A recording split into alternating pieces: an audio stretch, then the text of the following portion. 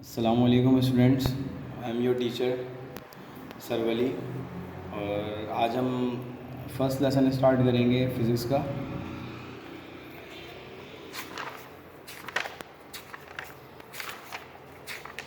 ये सारे हमारे पास देखें चैप्टर्स हैं, लेकिन आज हम जो फर्स्ट चैप्टर स्टार्ट कर रहे हैं वो है introduction, which means introduction to physics. अच्छा, याद रखिएगा, इसमें जो हम लर्निंग ऑब्जेक्ट्स पढ़ेंगे, हम व्हाट इज़ फ़िज़िक्स, फ़िज़िक्स के बारे में पढ़ेंगे। Importance of physics in daily life, रोज़मर्रा ज़िंदगी में फ़िज़िक्स किस तरीके से काम आती है या इसकी क्या अहमियत है। Teaching of Islam and sciences, इसमें कंट्रीब्यूशंस वगैरह, मतलब टीचिंग ऑफ इस्लाम जो हमें क्या सिखाता है और साइंस हमें क्या बताती है। Contribution of Muslims and Pakistani scientist, मतलब मुस्लिम्स और पाकिस्तानी साइंटिस्ट ने इस फील्ड के अंदर क्या किरदार अदा किया, इसके बारे में भी हम पढ़ेंगे।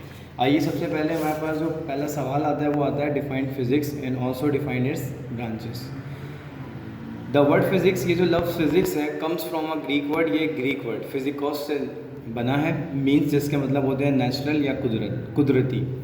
Now it is defined as, आप इसको डिफाइन कर सकते हैं एज अ साइंस, एक ऐसी science which deal with the interaction of matter, जिसका ताल्लुक, जिसके बारे में हम पढ़ेंगे इंट्रैक्शन ऑफ मैटर, मतलब मैटर तीन टाइप्स के होते हैं, सॉलिड, लिक्विड और गैस। ठीक, अच्छा, मैटर के इंट्रैक्शन के बारे में हम पढ़ेंगे, मतलब किस तरीके से इंट्रैक्ट करेंगे एंड देयर एनर्जी, और जब वो आपस में रिएक्शन करेंगे तो उनसे जो एनर्जी निकलेगी उस एनर्जी के बारे में हम डिस्कस करेंगे। ये बार देख लीजिएगा, it is defined as a science, ये एक ऐसी साइंस है which deal with the interaction of matter, जिसका ताल्लुक इंट्रैक्शन ऑफ मैटर से है और उससे हासिल की गई तवानाई से।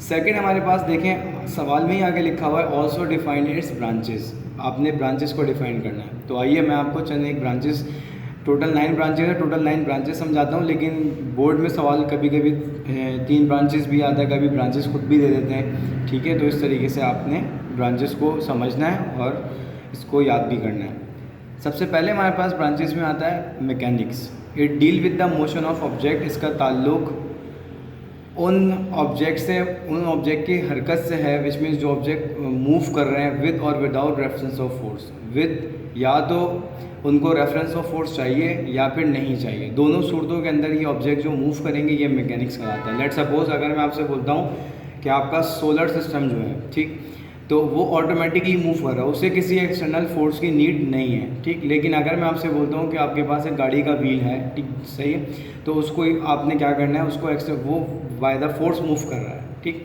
लेकिन अगर आप सोलर सिस्टम की बात करते हैं तो वो आपके पास विदाउट रेफरेंस ऑफ फोर्स जो है वो मूवमेंट कर रहा है। तो ठीक, दोनों मैकेनिक्स के अंदर आते हैं। सेकेंड ब्रांच हमारे पास मौजूद है इलेक्ट्रिसिटी।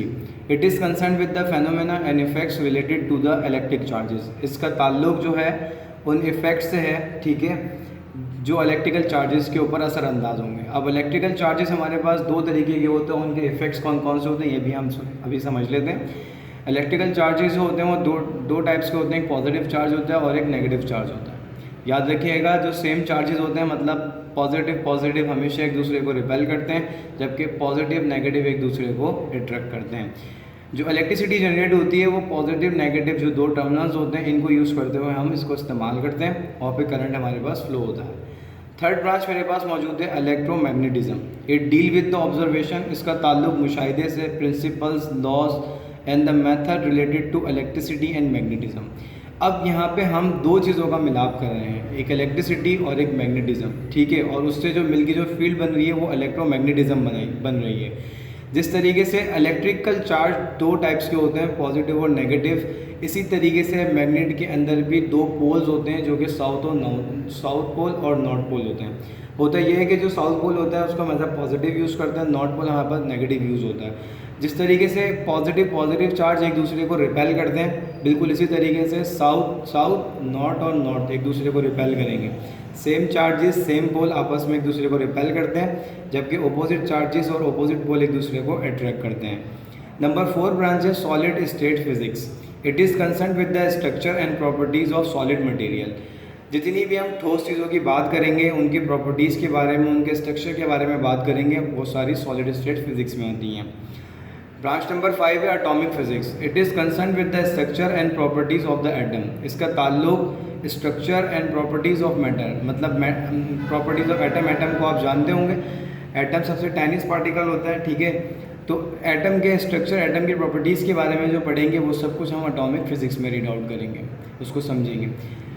ब्रांच नंबर 6 हमारे पास मौजूद है nuclear physics. Nuclear physics this branch is concern, इसका ताल्लुक with the structure and properties and reaction of the nuclei of atom.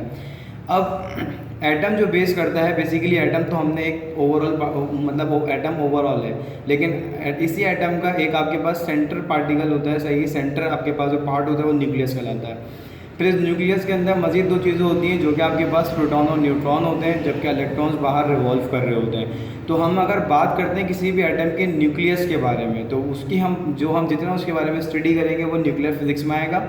दोबारा देख लीजिएगा, this branch is concern with the structure, properties and reaction of the nuclei of atom. किसी भी atom के nucleus में जो रिएक्शंस हो रहे होंगे, सही है, रिएक्शन के बाद वो चीज़ें बन रही होंगी, उनके स्ट्रक्चर, उनके प्रॉपर्टीज़ को जो हम पढ़ेंगे वो न्यूक्लियर फिजिक्स में पढ़ेंगे। Plasma physics, it is concern with the properties of highly ionize atom. इसका ताल्लुक हाईली आयोनाइज एटम से होता है, forming a mixture of bare nuclei. Bare nuclei से मीन्स आपके पास वो न्यूक्लियस जो कि विदाउट इलेक्ट्रॉन होता है, ठीक है, and without electron and electron. अच्छा, it is concern with the properties, इसका ताल्लुक highly ionized atoms. Highly ionize atoms का मतलब क्या होता है, आयोनाइजेशन भी चार्जेस होते हैं, पॉजिटिव और नेगेटिव होते हैं, ठीक है। तो ये फॉर्म करते हैं, जो हाईली आयोनाइज एटम्स होते हैं ये बना रहे होते हैं मिक्सचर ऑफ बेड न्यूक्लियाई, मतलब कभी कभी वो न्यूक्लियस विदाउट इलेक्ट्रॉन भी बना रहे होते हैं, कभी कभी वो इलेक्ट्रॉन्स के साथ भी बना रहे होते हैं। ब्रांच नंबर 8 है biophysics. It is concern with the application of physical method and explanation to biophysics system and structure. इसका ताल्लुक उन तमाम एप्लीकेशंस हैं जिसके लिए फ़िज़िकल मेथड्स होंगे और जो हम एक्सप्लेनेशन यूज़ करेंगे to biophysical system and structure, biophysical system को डिस्कस करने के लिए और उसके स्ट्रक्चर को डिस्कस करने के लिए। ब्रांच नंबर 9 है astrophysics. It is concern with the study of physics of astronomical bodies.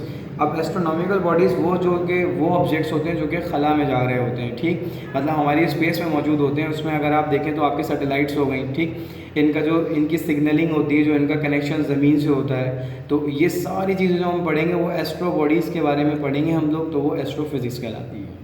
That's all.